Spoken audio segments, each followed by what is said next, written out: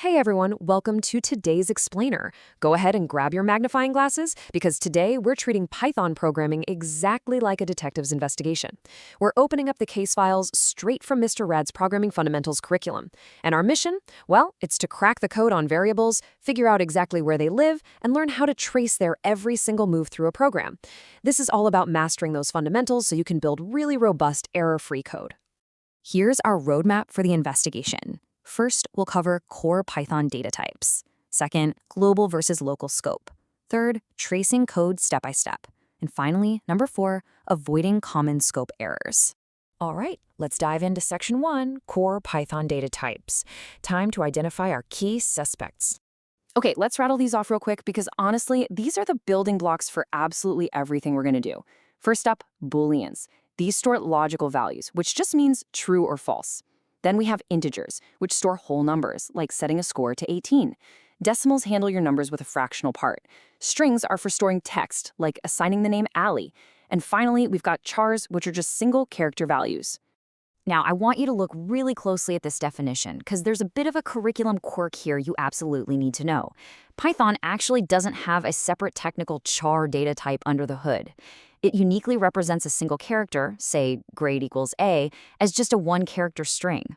But, and this is important, for your syllabus, you still need to recognize and classify a single character as a char value. So whatever you do, don't let that trick you on the exam. So let's think about this for a sec. If you've got an integer and a string, which is numeric and which is text? Right. Integers and decimals are your numeric values for calculations, while strings and chars hold your text. Easy enough. But what about that second question? Which variable would be most useful in a decision statement? Think about it. It's the Boolean, true or false. That is literally the ultimate decision maker in your code. Moving right along to Section 2, global versus local scope. Let's establish some clearance levels. You can kind of think of scope like security clearance levels in an investigation. Global variables are declared outside a function. They're like open public records, available to the whole program, and they stick around. Local variables, on the other hand, are declared inside a function. These are your top secret files. They only exist while that specific function is running. And the moment the function finishes, they completely self-destruct. Poof, gone. They are entirely inaccessible from the outside. Now, what's really fascinating about this is seeing it actually play out.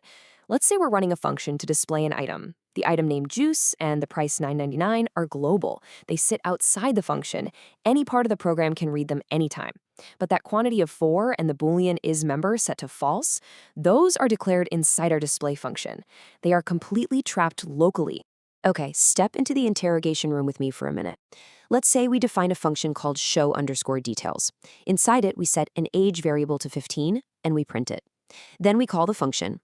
Finally, outside the function, we try to print age again. So will this program run successfully? Try to spot exactly where and why this code breaks. Well, spoiler alert, it crashes right on that final line. And why? Because age is a local variable. It was declared entirely inside show_details. Once show_details finished running, age self-destructed. It literally no longer exists in the outer part of the program. And here is a massive exam point for Mr. Red. When you answer a question like this, you have to connect the error directly to variable scope. Don't just write, "it doesn't work." You got to prove you know why by explaining that the variable is local and out of scope. All right, on to Section 3, tracing code step by step. Time to follow the execution. I absolutely love this piece of advice from Mr. Red's curriculum. He says, tracing helps students justify output instead of guessing. And he hit the nail on the head. Reading code is never about just glancing at it and taking a wild guess at what it prints. It's about actively following the execution carefully to determine the precise values at every single moment. To really trace properly, we literally have to slow our brains way down. Let's walk through a breakdown. Step 1. The execution starts at the very top. The variable school_name is created globally. Step 2. The execution drops down to where the function show_student is actually called. We jump inside, and student_name is created locally. Step 3. We execute the print statements inside the function, and then the function ends, which means student_name vanishes. Step 4. We drop back out to the main program. The final print statement works flawlessly because school_name was global all along. We followed it line by line. And this right here brilliantly illustrates the ultimate detective tool, the trace table. Look at how incredibly visual and organized this is. We track our global variable bonus, which starts at 5. But notice how marks and total are completely blank at the start? That's because they don't even exist yet.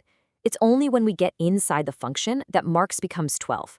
Only after the calculation step does total become 17.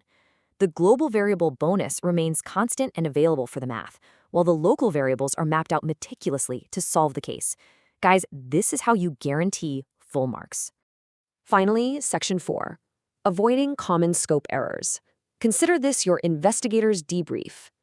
Mr. Red outlines 3 major traps you'll want to avoid. First, do not confuse a global variable with a local variable that was just created earlier in a function. If it's indented inside a function, it's local. End of story. Second, never forget the self-destruct rule. Local variables disappear entirely after the function ends. You absolutely cannot call them later. And third, a quick reminder of that tricky syllabus rule. Do not misidentify a single character in Python as a full text string when classifying data types. It acts as a char. To make sure you absolutely crush the exam, keep these top tips in your back pocket.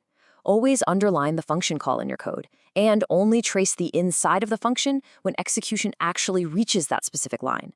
Second, use a trace table, just like the one we just saw, whenever values change. It is far and away the single best way to kill careless mistakes. Finally, when you're asked to explain an output, always mention both the value of the variable and its scope. So something like, it prints 15 because the global variable age is still in scope. Before we wrap up this explainer, I want to leave you with something to chew on as you head off to construct and trace your own code. We've talked a lot about scope as just a programming rule, but imagine the real-world stakes for a second. What catastrophic failures could happen in a hospital's software if a top-secret local variable, one containing a single patient's sensitive diagnosis, was accidentally declared globally, exposing it to the entire hospital network? No way, right? Understanding scope isn't just about passing a test. It's about keeping data secure and systems running the way they're supposed to. Keep that in mind next time you type out a variable. Thanks so much for hanging out with me today, and happy coding!